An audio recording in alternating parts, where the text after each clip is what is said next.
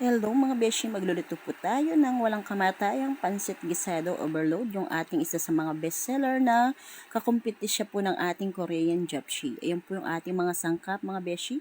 Nagisa na po tayo ng bawang at sibuyas na may anato seeds na kulay. Ayan po. Tapos po mga beshi, lagyan na po natin yung ating balunan. Ayan, minekos-mekos po natin siya para hindi siya malansa, kaya ginisa na po natin siya kahit napakulo na siya.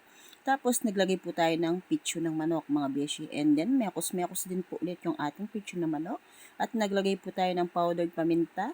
Naglagay po tayo ng toyo. At naglagay po tayo ng pampalasa din na asin, mga beshi.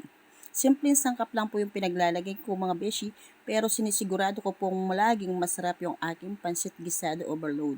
Laging bestseller po yan. Nung naglagay po tayo ng pinagkuluan ng pitso ng manok, nilagay na rin po natin yung ating carrots dahil kumulo na siya. And then mga beshi, dahil kumulo na po yan, nilagay na po natin yung ating bihon.